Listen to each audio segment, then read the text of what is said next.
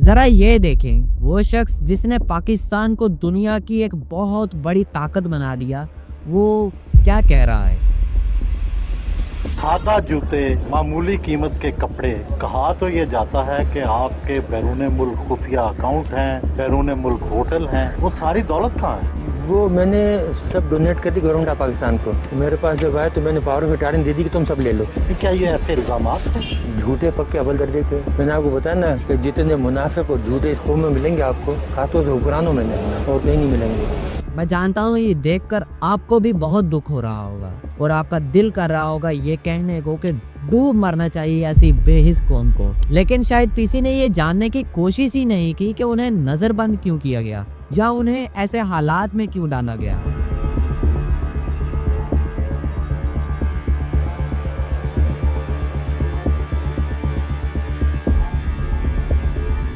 उन्नीस में जब पाकिस्तान आज़ाद हुआ तो ये ख्वाबों और उम्मीदों का एक नया दौर था, लेकिन आज़ादी के साथ बहुत से चैलेंजेस आए।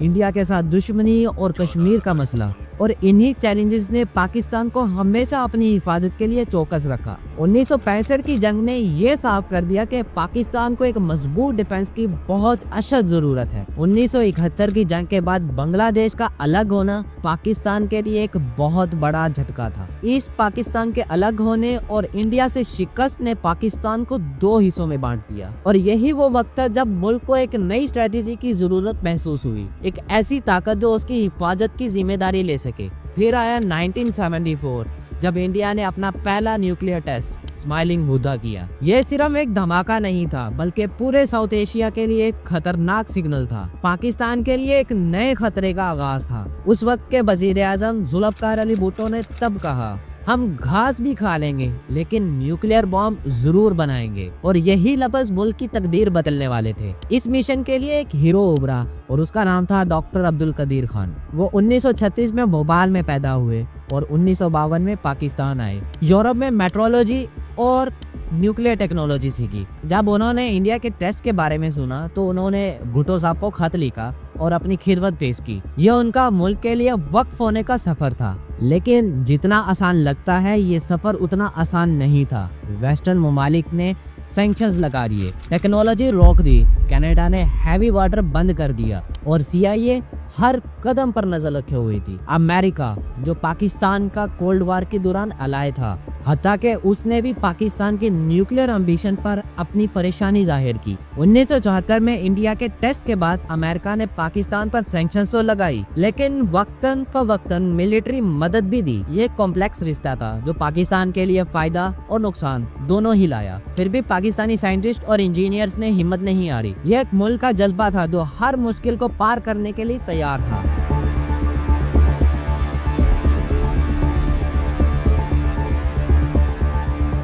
नाइनटीन 1976 में डॉक्टर अब्दुल कदीर खान पाकिस्तान वापस आए और साथ लाए एक मिशन, और वो मिशन था न्यूक्लियर बॉम्ब के लिए यूरेनियम को ताकतवर बनाने का। पंजाब में उन्होंने कहूटा रिसर्च लैबोरेटरीज की बुनियाद रखी। ये एक ऐसा मरकज था जो पाकिस्तान को न्यूक्लियर दुनिया में ले आया। सेंट्रीफ्यूज बनाना कोई आसान काम नहीं था। ये मशीन्स तेज रफ्तार और परफेक्ट बैलेंस मांगती थी, और मटेरियल मिलना बहुत मुश्किल था। खान और उनकी टीम ने दिन रात मेहनत की, टेक्निकल मुश्किलात को अपने इल्म से हरा दिया। इंटरनेशनल दुनिया पाकिस्तान के खिलाफ थी। अमेरिका और यूरोप ने पाकिस्तान को सैंक्शंस के जरिए रोकने की कोशिश की, लेकिन खान ने सीक्रेट डील्स बनाए। दुबई से कंपोनेंट्स, नीदरलैंड से मदद और चाइना से डिजाइन्स। चाइना जो इंडिया को अपना रीजनल राइवल समझता था, उसने पाकिस्तान को टेक्नोलॉजी और एक्सपर्टीज दी। ये एक स्ट्रेटेजिक पार्टनरशिप थी जो पाकिस्तान के न्यूक्लियर मिशन को तेजी से आगे ले गई। ये खुफिया नेटवर्क था जो CIA के सामने भी छुपा रहा। 1998 में ये सफर अपने मुकम्मल नुक्ते पर पहुंचा। इंडिया के पोखरण टेस्ट के मुकाबले में पाकिस्तान ने चागी के मुकाम पर अपने न्यूक्लियर टेस्ट किए। 28 मई को 5 और 30 मई को 1। ये लम्हा पाकिस्तान के लिए फख्र था।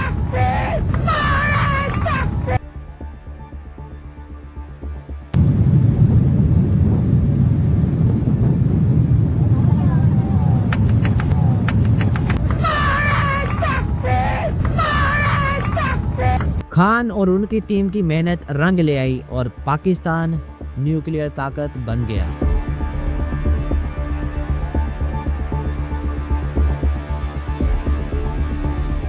1998 के टेस्ट ने पाकिस्तान को न्यूक्लियर पावर तो बना दिया, लेकिन साथ ही ले आया इंटरनेशनल दबाव। अमेरिका ने मिलिट्री और इकोनॉमिक मदद बिल्कुल बंद कर दी। वर्ल्ड बैंक ने कर्जे रोके और पाकिस्तान तनहा हो गया। फिर भी पाकिस्तान ने अपना प्रोग्राम छुपा कर मजबूत किया, लेकिन फिर अचानक 2003 में एक तूफान आया। BBC चाइना नाम के एक जहाज से लीबिया के लिए सेंट्रीफ्यूज पार्ट्स पकड़े गए। ये डॉक्टर खान के नेटवर्क का काम था। दुनिया ने ये जान लिया कि खान ने ईरान, लीबिया और नॉर्थ कोरिया को ये टेक्नोलॉजी बेची थी। 2004 में जनरल परवेज मुशर्रफ ने खान को उन्हीं के घर के अंदर नजरबंद कर दिया। खान ने टीवी पर माफी मांगी और ये नहीं कहा कि वो अकेले नहीं थे, हुकूमत को भी पता था। मुशर्रफ का ये फैसला अमेरिका को खुश करने के लिए था, लेकिन अवाम के लिए ये शौक था। एक और हीरो को कैद कर दिया गया। पाकिस्तान में लोगों ने खान को माफ किया क्योंकि वो मोहसिन पाकिस्तान थे, मगर दुनिया ने उन्हें रोग साइंटिस्ट कहा। यह फर्क मुल्क के फख्र और ग्लोबल तनकीद के दरमियान एक गहरी खाई है।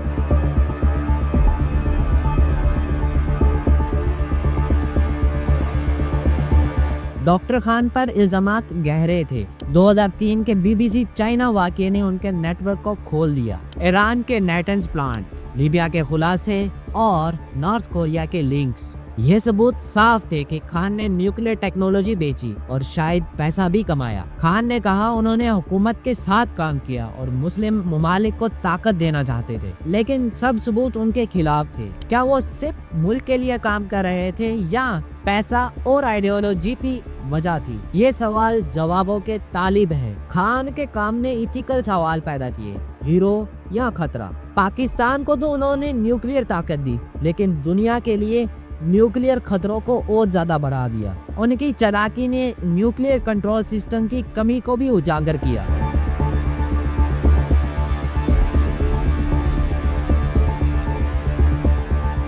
डॉक्टर खान की विरासत दो रंगों में है। पाकिस्तान के लिए वो एक हीरो है जिन्होंने 1998 के चागी टेस्ट में पाकिस्तान को न्यूक्लियर ताकत दी। भुट्टो का पाकिस्तान को न्यूक्लियर ताकत बनाने का ख्वाब उनकी वजह से पूरा हुआ। इनका स्कैंडल उनकी कहानी का दूसरा पहलू है। ईरान, लीबिया और नॉर्थ कोरिया को अपनी टेक्नोलॉजी देना, इस बात ने उन्हें दुनिया में तनकीद का निशाना बनाया। 2004 से 2021 तक वो तन्हाई में रहे, लेकिन 2021 में जब उनकी वफात हुई तो अवाम ने उन्हें दिल से याद किया। खान की कहानी ये सिखाती है कि कौमी खिदमत एक मुश्किल सफर है। वो एक हीरो थे, लेकिन कंट्रोवर्सीज ने उन्हें पेचीदा बनाया। उनका नाम हर पाकिस्तानी के दिल में जिंदा रहेगा। एक साइंटिस्ट, एक कुर्बान, एक कहानी जो हमेशा याद रहेगी। हर कहानी एक नुक्ते पर खत्म होती है और हर नुक्ता एक नई कहानी है। Remember, every dot is a new beginning, one dot one word.